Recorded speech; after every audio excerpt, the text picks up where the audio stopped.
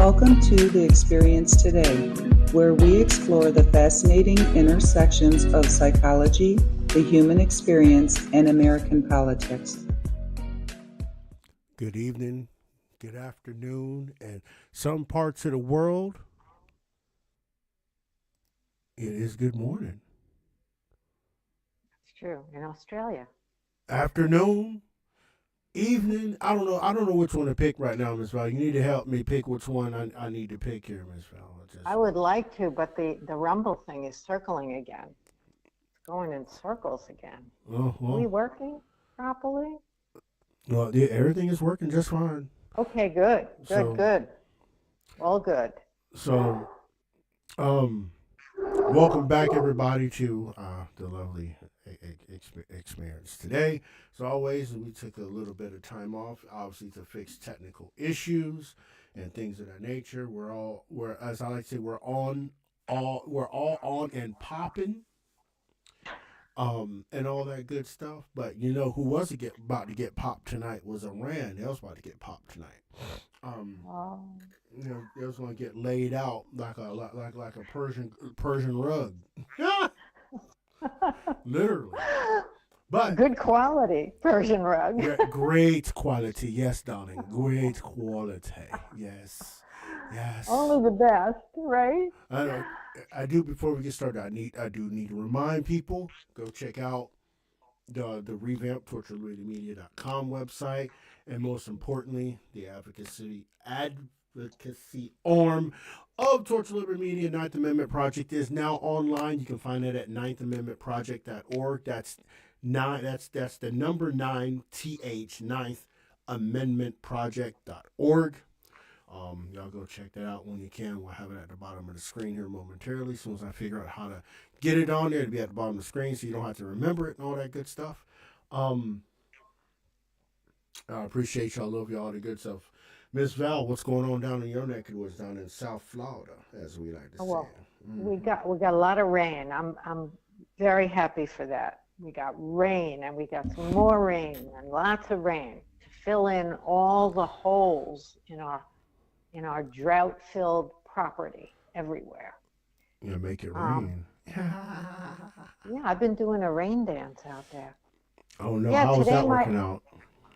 it worked out really well. My German Shepherd got out the front door while some guys were working on our house today, and he attacked this guy and scratched him up.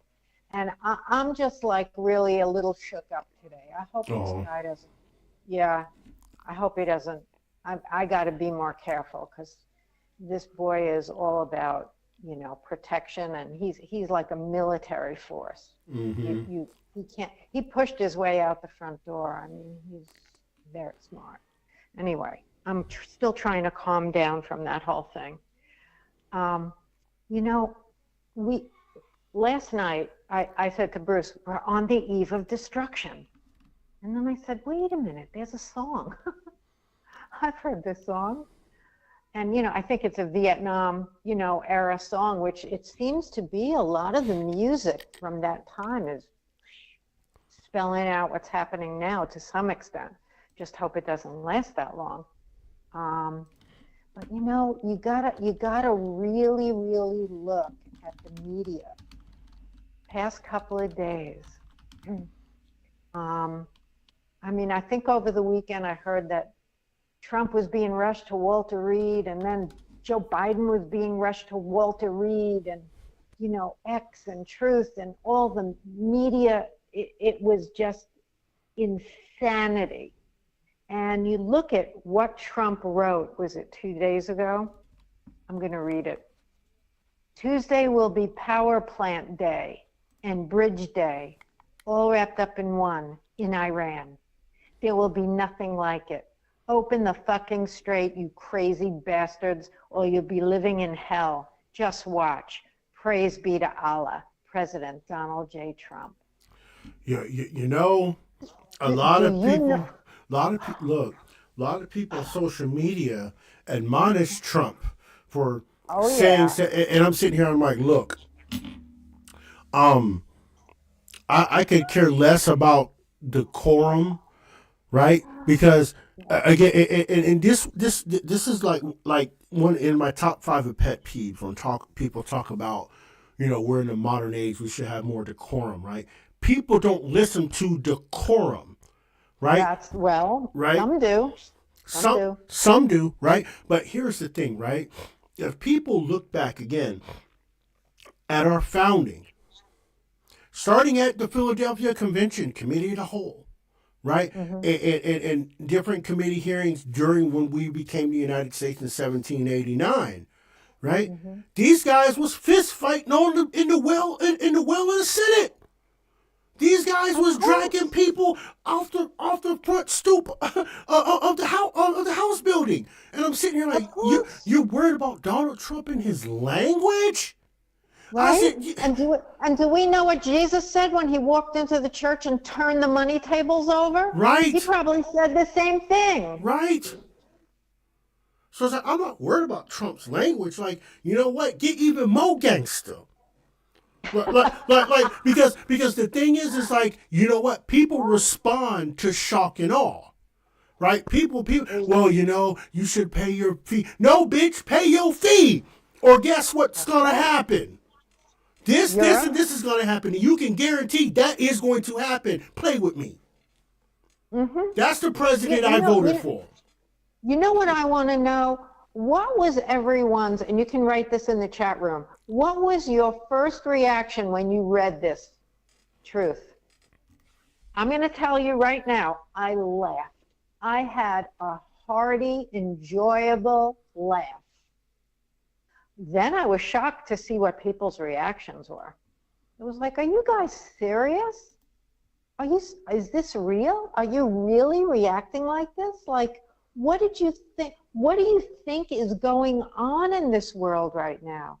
It's better for the Democrats that don't read Truth Social and don't follow Donald Trump, because they just didn't know what the hell everybody was talking about. That was good. They had the easy reaction. I thought this was hilarious. I said, yeah, go get them. Ha ha. We both laughed. I mean, you're right. We need a gangster, because what are the Iranians but the biggest bullies, killers, terrorists on the planet?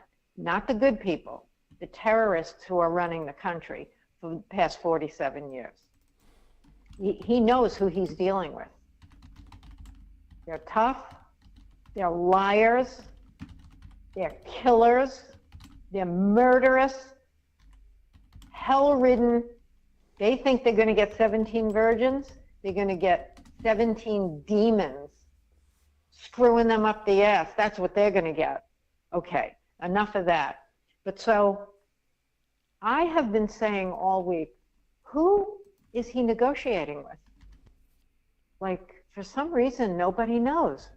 He's in negotiations. Who's he talking to? Well, today, after we escaped the eve of destruction, which of course, who doesn't think he's been playing the media like a fiddle? Who doesn't think that? He's an entertainer.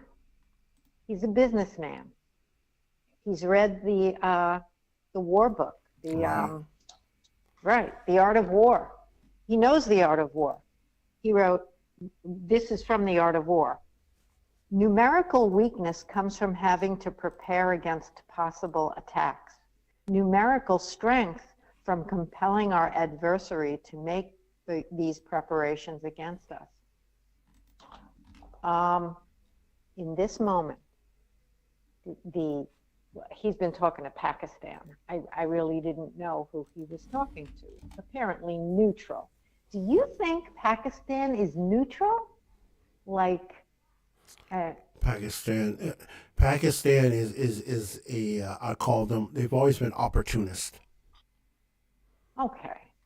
So maybe they think they'll get oil a little easier if they play the neutral person that people can talk through. All right, maybe they're opportunists. But, the media, well, I was talking to a friend today and she said, CNN needed diapers today. I said, that's a good one. I'm going to use that on my show. CNN needed diapers today. Right? I mean, did you hear them? He's a madman. Get him out. Marjorie Taylor Greene, 25th Amendment. This is, oh my God, we got to get this guy out of here. He's going to kill us all. I am just, okay, so tonight. Flabbergasted. I don't know. They're flabbergasted. They don't know what to do with themselves. They don't even know how to put on a clean diaper. So here we have tonight what he wrote.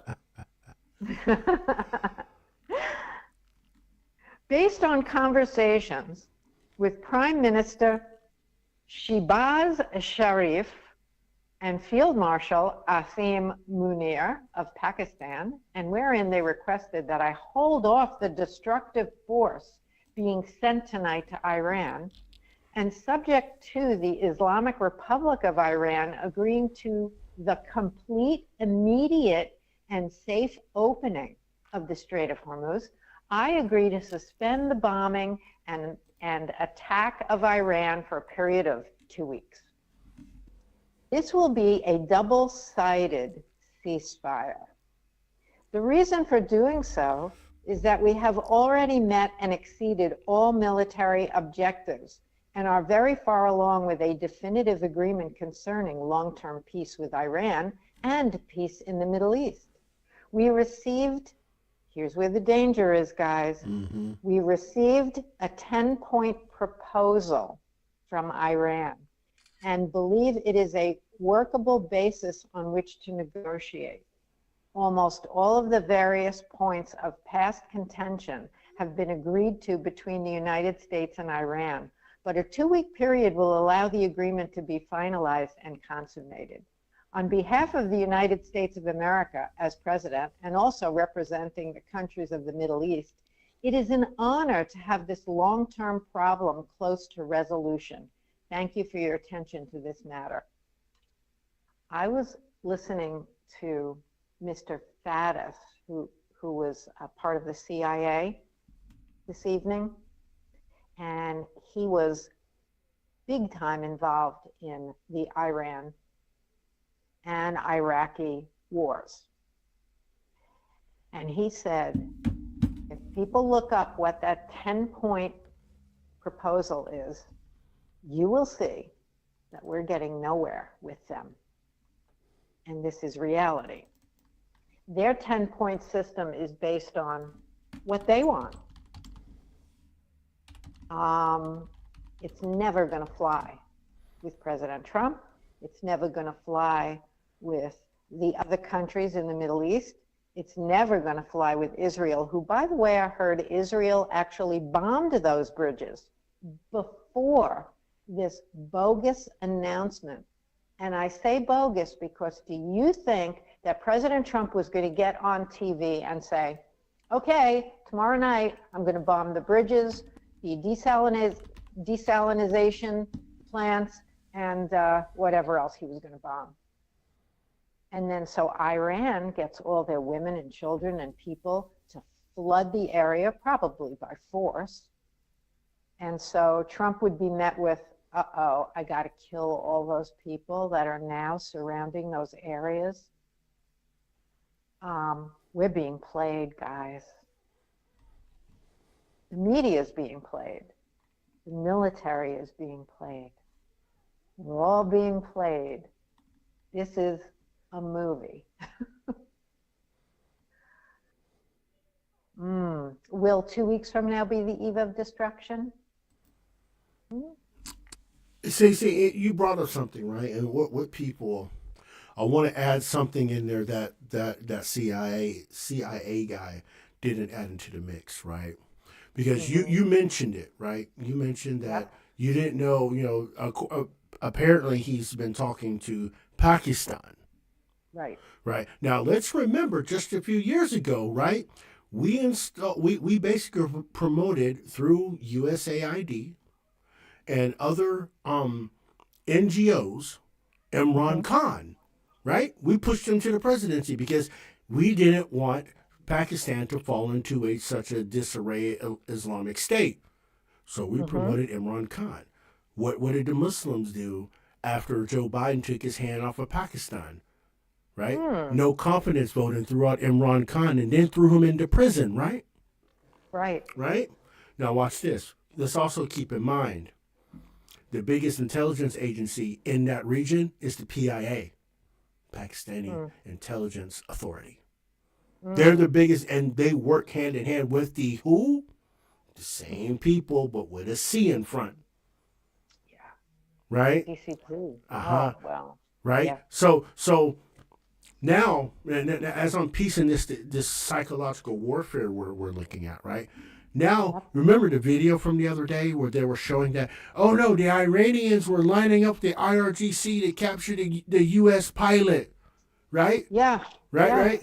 It was the complete opposite of what they said. Right. So this is telling me, I'm going to tell you what this is telling me right from Jump Street, right? From my geopolitical experience.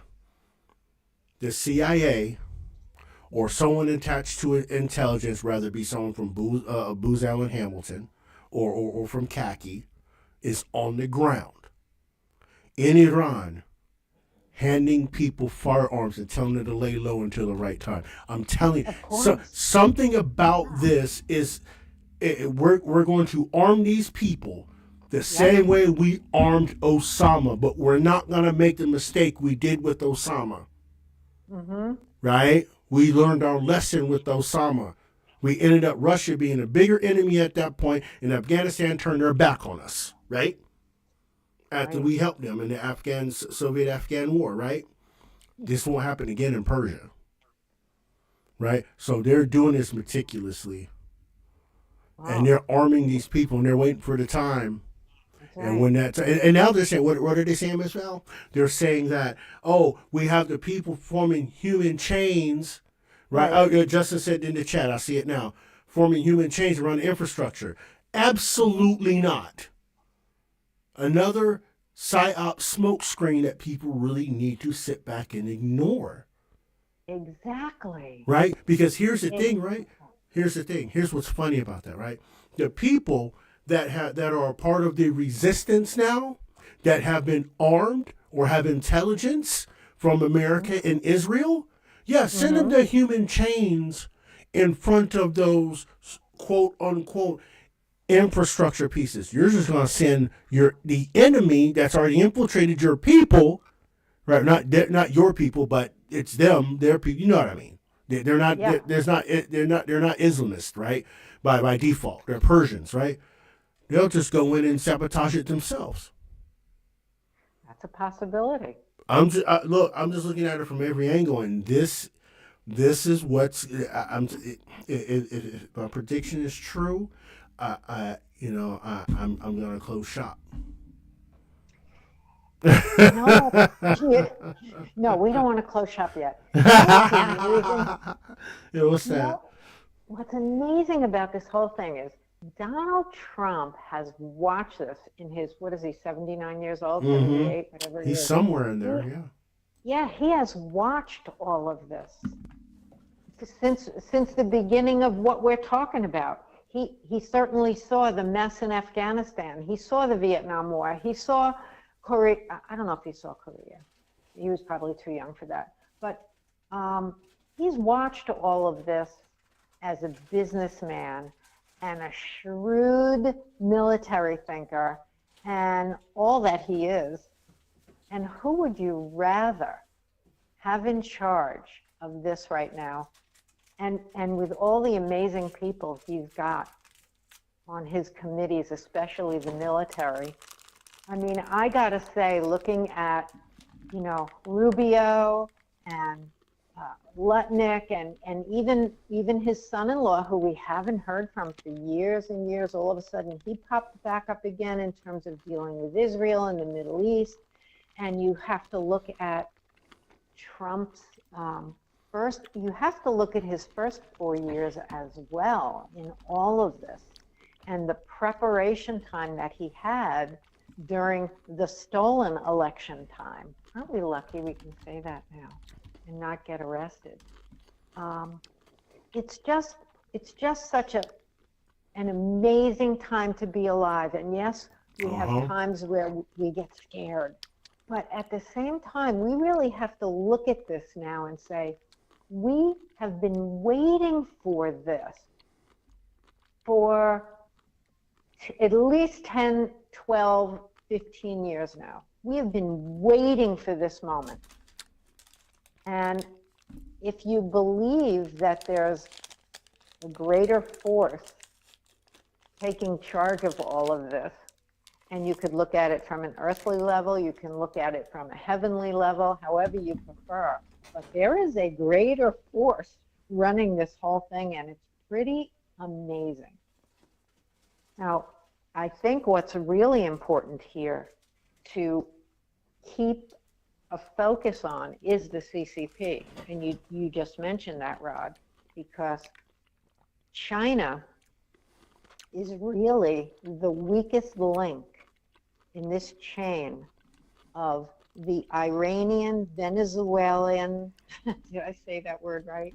Venezuelan. Is that how you say Venezuelan? Venezuelan. Venezuelan. There's no why. Okay. my brain is in a million places. But if you look at the places that have the oil now, and then you look at who is the most needy for the oil, it is China. So Trump has been screaming the loudest since he's a teenager that the CCP of China is ripping us off. He wants to squeeze them out of the oil market. And he's methodically making his way through the globe right now and taking this on. You know, Venezuela and Iran, we know, have the most oil. Maybe Russia has some. I think they have gas more than oil. But yeah, a lot of their market is natural gas now. It's natural gas, right. So China is really going to be at the bottom of the pile in all of this, being the most needy. And, you know, then there's the currency war in the mix of all of this. And we all know that our currency, the fiat currency, is plunging, going downhill. Oil has already dropped since he announced there was a ceasefire. I mean, look at how played we are. I'm gonna go look and see what that is. Just go ahead, keep going. See what the I think the price is.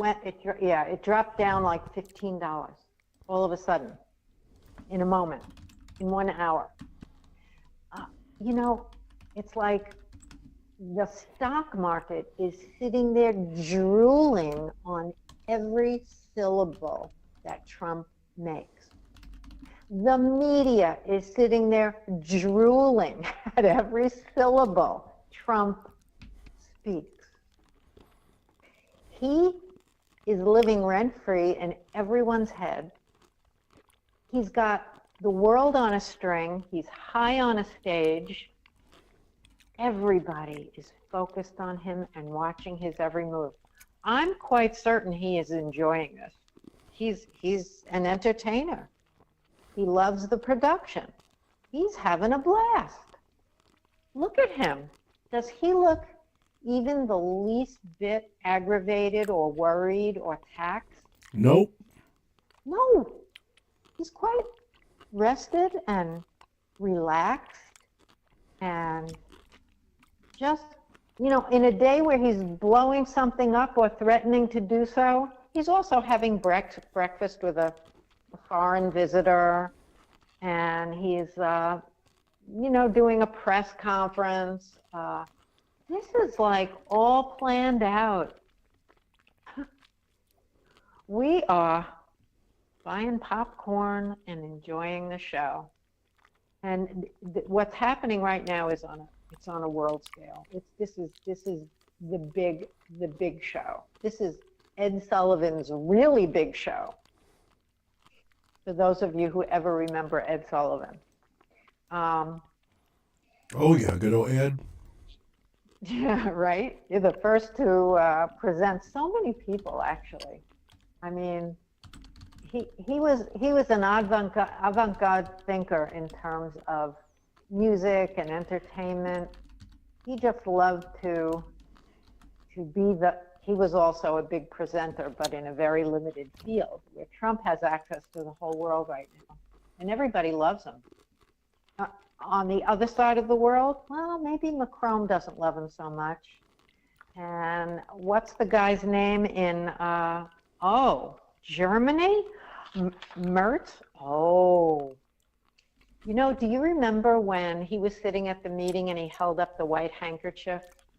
Angela Merkel was the president then. Yep, I remember that.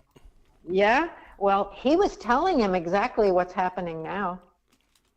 He said, you guys, you're going to do this Green New Deal thing, and you're going to just shut everything down, and you're going to let Russia and all the other, I'm thinking you might be making a mistake, buddy. And they all laughed around the table. The Joker, they all laughed at him. I don't think the European Union is laughing so hard right now. Not only have they lost their ability to produce energy, but they are overloaded with Muslim terrorists taking over their countries, their culture, their government. I'm thinking we are too, on a lot of levels. And because of you know, computers and how quickly information moves these days, they're using our system quicker and much more effectively than they maybe did 10 years ago in England. England. Can't say anything anymore. Or you go to jail. They have no guns. And I think Trump sees this. And that's why what you said before is he's bringing in, you know, help for the people. How do you spell help? G-U-N-S. Right. Right. That's how you spell help in this world right now. So what I was reading today, actually, American Thinker wrote a great article about this green new transformation of our planet, so to speak, which is not going over so well. Yeah, I guess China is losing out the most on their shitty batteries and now their Wi-Fi systems and all their routers and phones, and I think they're going to lose a lot of money, and they're going to be begging for oil. They're going to be begging. Well, gee, they could build their own green energy, right? Now that they have all the products that they were going to dump on us, they can use it. Yep. Yeah, it's all theirs, right? So here's something that I read that I'll just read to you while you're typing away there. Time is pressing. Germans face a wave of inflation already visible at gas stations and in heating costs. Citizens are approaching a defining initiation moment of truth. Since the beginning of the Iran crisis, fuel prices in Germany have risen by up to 25% on average. I think California too. Gas prices rose another 20% in the same period. Going back to 2005, electricity prices in Germany rose a staggering 70%, an undeniable proof of the catastrophic failure of the Energiewende. Energiewende. What the green central planners have left behind can hardly be called energy market design in the proper sense. On the ruins of a once well-oiled, highly complex structure and the blown-up cooling towers of nuclear plants, a system with built-in fragility has arisen. In a crisis, there are neither sufficient reserves nor systemic resilience against blackouts and the looming economic super disaster. Above it all hangs the Damocles straw of potential crisis that could erupt anywhere in the world at any time and directly hit Germany. Yeah, that was quite a good move they made, huh? Not listening to our President Donald Trump. How many years ago was that? That was like 10 years ago? Yeah, Years something 8 or 9 years ago. Yeah. Yeah. He really has the foresight, huh? We're lucky. I mean, honestly, we are so lucky to have him, this grand bully of a man with all the business sense of a giant and all the knowledge that he has packed into his pockets all these years. We're just lucky to have him. Oh boy. So the media, of course, the media who is now being called out and accused of taking the side and protecting Joe Biden and protecting Kamala Harris and protecting all the lies, Russia, the Somalis. Now, it's not only the Somalis, Texas is really in trouble. They are being inundated not only by Muslim terrorists who are taking over the school system and buying up land and creating villages and eating up Texas, but now there's a whole other episode of fraud taking place there with the Indians from India. Right. And Hutch presented a little bit of this last night, but I watched a 2-hour documentary on this 2 nights ago.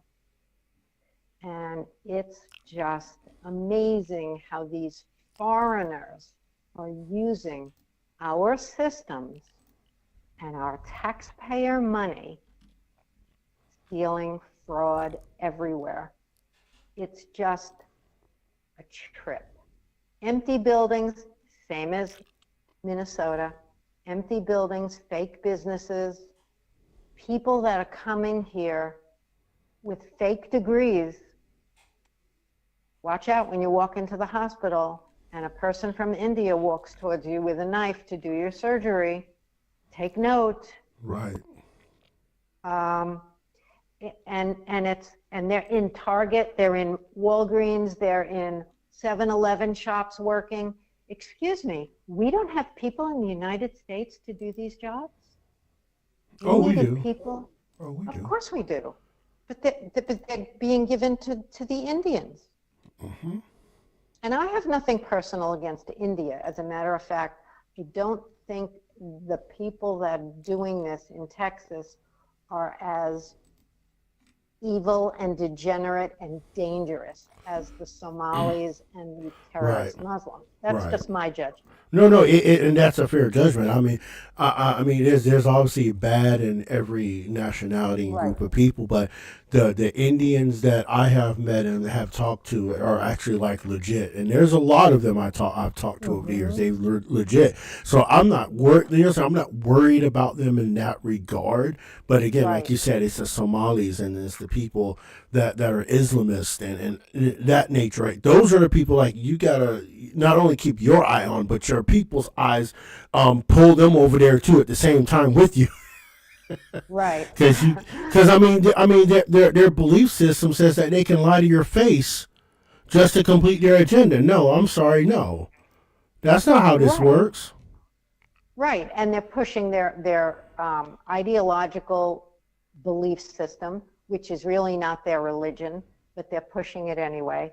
The people from India are getting those H-1 visas, and they're abusing our system, and they're stealing our money. But the Somalians, well, they're doing that in California too, with all the welfare fraud and the hospice fraud, and it's actually going on everywhere.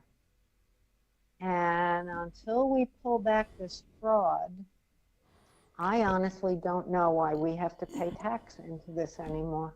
Right. That's Doesn't right. make sense. It doesn't make sense. Of course, we're all afraid not to pay our taxes because they'll come after us. I don't know, maybe they won't. What do you think we're looking at? Let's just say, forget about if you're working for a company and it's coming out automatically, then you, I guess, have no control in this moment. But if you are a person that is working a job, or you're an entrepreneur, or you engage in the stock market, or you do investments, or whatever it is you do, why are we paying taxes?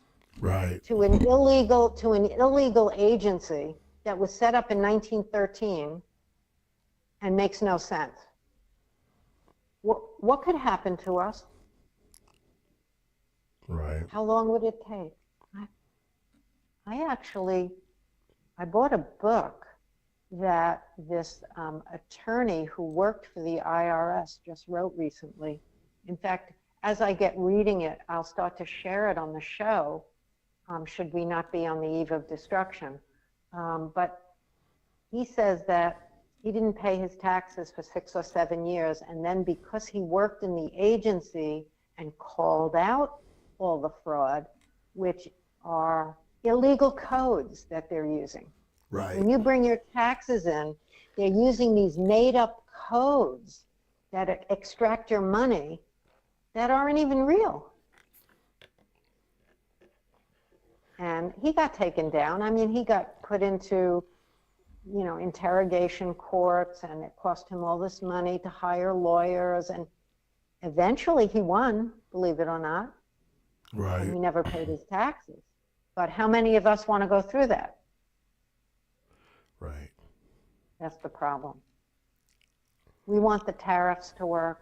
We want this whole taxation without representation, tyrannical government to go the fuck away. Leave us alone. We don't owe you anything, and you're stealing our money anyway and giving it to people we don't want to give it to. It's not fair, it's not right, it's not legal.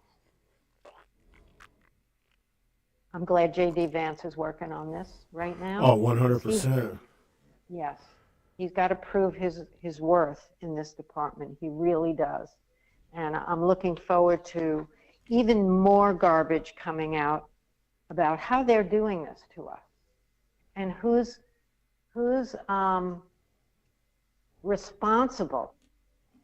As we, of course, we know CARE. We know we're starting to find out DOGE, these agencies, the NGOs, we're moving up the ladder. But we don't know who's really up at the top. Right. Maybe Trump does, maybe. Maybe. And we've got to cut off the head of the Hydra, right? We've talked about this. Yes. Yes, we have. In numerous types of ways, yes.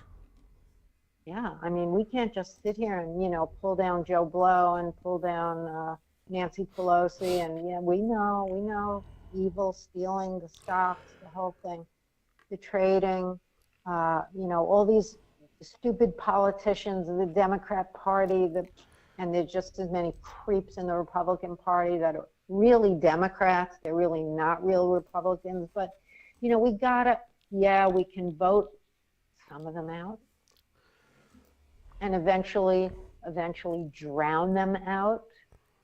Right. Can we make it that far? Yep. But there's something else going on that's bigger than just our country, than just the politicians we have. Our government sold out to some force that's, I don't know, sitting in Albania, sitting in the backseat of a car with a computer like Rothschild, like, Mm-hmm. I don't, we can't even imagine. I think as we go through the next number of years, I have a feeling people's minds are going to be blown. I think it's going to be unreal. Yeah, because everything they thought was X, Y, and Z is literally the complete opposite of. It's Z, Y, and X, right? Mm-hmm. Yeah, and even to look at everything we've been taught and everything we believed is so upside down and backwards, and we were lied to. Mm-hmm. We were lied to every which way we turned, including the churches, including the Pope, including Vatican City, including all the religions, the churches. I mean, they are up there over the government. Yeah. Yeah, so, you know, we really need to look at God that's inside of us. It's not out there. It's not up there. It's not praying to someone else. Right. It's inside us. It's us. It's the pituitary gland. It's the rising of the chakras. It's in us. Right. We just have to know it. We have to grow in it. We have to grow with it. Right. That's right. Yeah. So, what else can we talk about? I'm reading a fabulous book right now called The Coming Food Crisis. Mm-hmm. I don't know if I mentioned it. Well, no, I couldn't have mentioned it. We haven't been on the air in like 3 weeks or 4 weeks. 3 weeks, yeah, something like that. Yeah. So I'm reading this book written by a lawyer who is also a rancher in Vermont. And this guy, the name of the book is The Coming Food Crisis, and his name is John Klar, Klar. Yep, I've heard of him, yep. This is a work of art. This book is a work of art because he incorporates agriculture and the farms into everything, from big pharma to the government stealing NGOs, payoffs, the dirt, the earth, how we have corrupted the very soil that we depend on to grow the food that we eat. And look, we've talked about this. The youth of today have no idea how to survive. They don't know how to grow food. They don't know where anything comes from.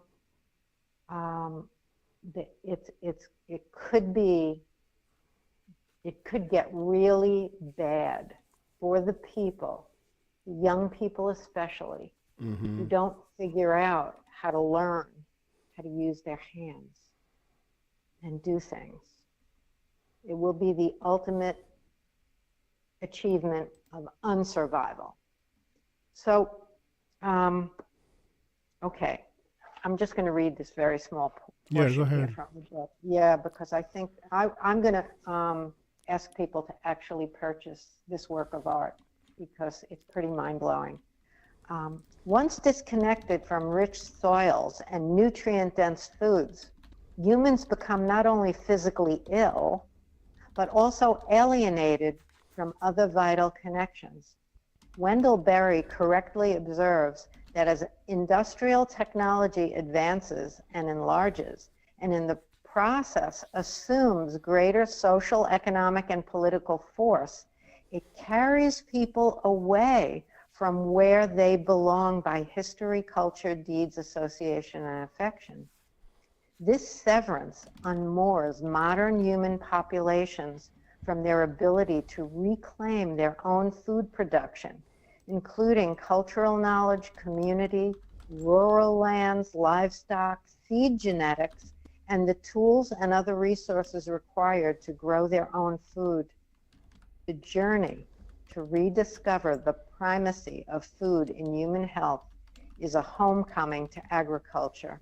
Its rich history, complex economics, vibrant community, and profound meaning. It is not just food that has set modern Americans adrift.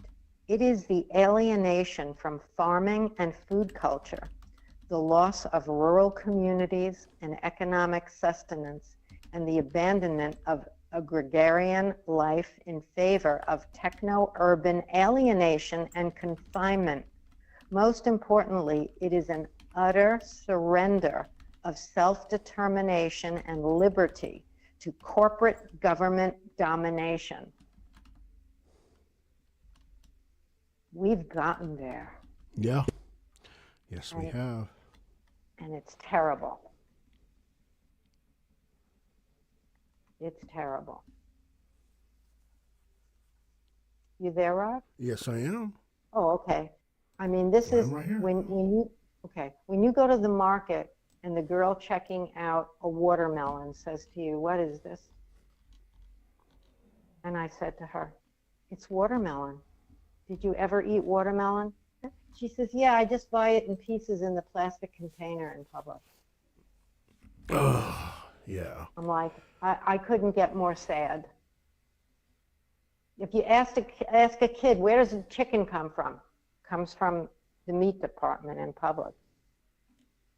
We're in a very sad state of affairs, and if Yes, corporations keep buying our farmland and keep destroying our soil, we're going to be eating that laboratory meat, and we're going to be eating processed food and garbage vegetables, and we're just going to get sicker and weaker and sicker.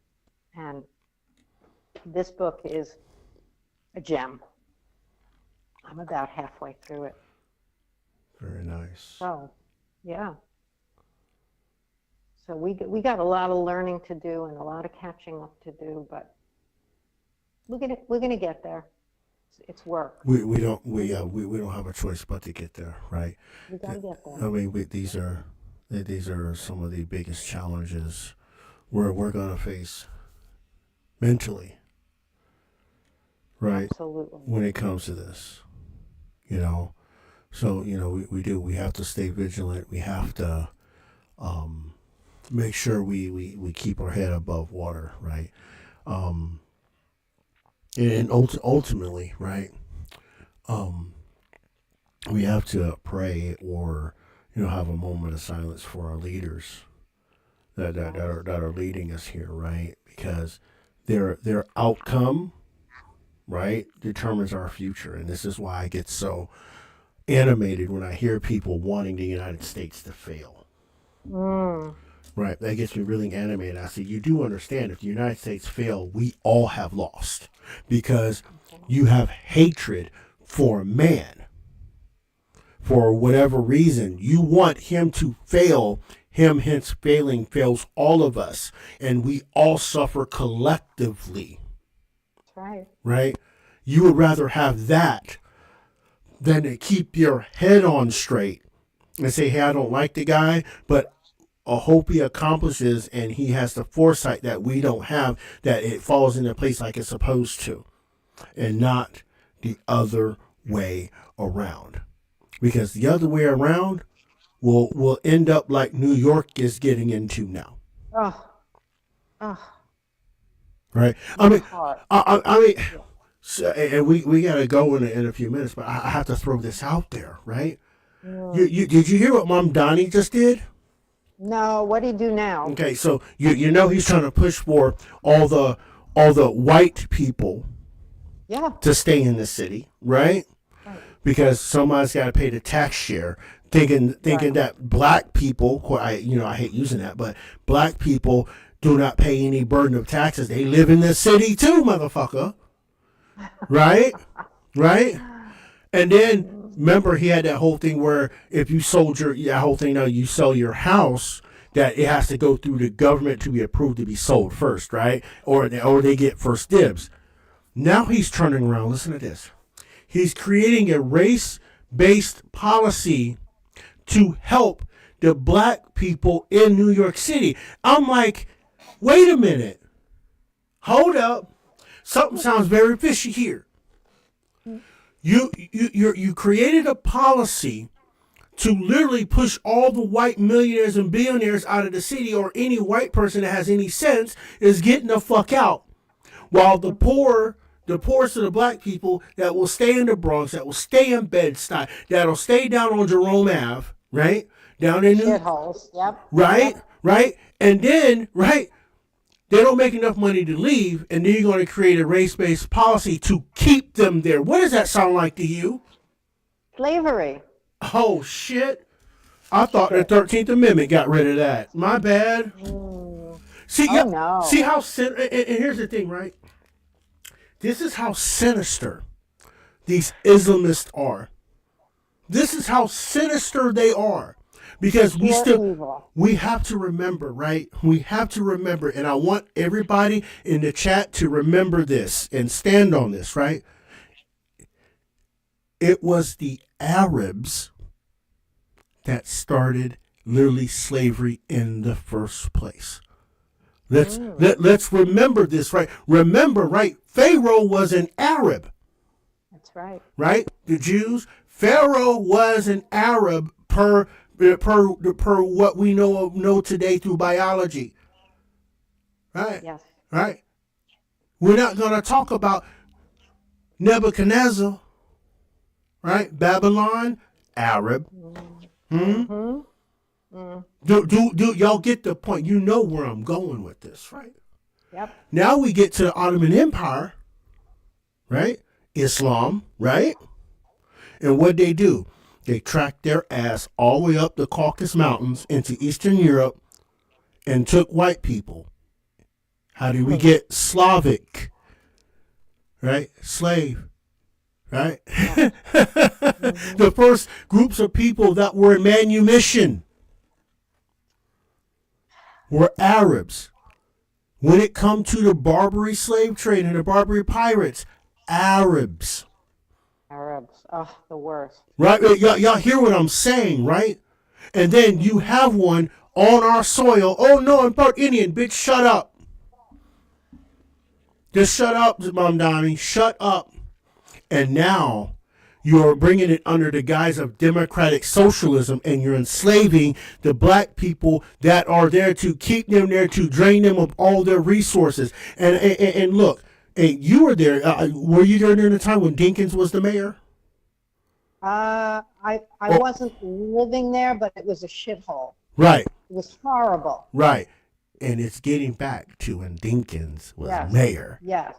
Yes. If not worse. Because now those people are really trapped. And they're not going to be able to go uptown. Right? Because they're going to set it up where they can't go uptown. Right? I want people that's never been to New York may not even understand this. Harlem, up in the jazz club scene in Harlem Right. on Saturday night. Right. Yeah. Because remember, Miss Val, they tested that theory, didn't they? 2021. Yeah. Right? You got to have a card to come and a eat shot. at right. Yeah. They come eat at their restaurants uptown, and the only people that had them were what? The rich white people had the card because they went and got the jabs. Well, actually, a lot of black people got the jabs in the city too. They and did. When I talk to them, they're like, "Oh, well, I had to. You know, I live in New York City." Right, but a lot of them didn't. And I hope not. right, and it created that medical apartheid. Right, they found out who's going to comply and who's not. Now you're going to create a policy after all the people you want to target to keep there. Kathy Hochul, gotta come back and help us. No, because you created a policy that gave them an outlet to leave. And all you have left are the lower middle class and the underprivileged people that you're going to suck dry with your democratic socialist policies. Mark my words. There's going to be another try at a pandemic. They're working on it right now. and they're going to try to do another lockdown. So I don't know if the lockdown will be a pandemic, or it will in fact be our military telling us to stay home, like with an EBS or an internet cyber. Look, the people that have been running this country are backed into a corner right now. And this corner is going to force them to find they won't find a way, but they're going to try to find a way out. They damn sure will. Yeah. They're going to do something. So we've got to be really prepared for this. I'll tell you, when tonight was coming about, I said yesterday, let's go pile up with potatoes and carrots and cabbage, and because if God forbid World War, the end of all time is happening, Armageddon, we better have some basic food in the house. I mean, I got to be honest. I was feeling that too. Yep. Yeah, 100%.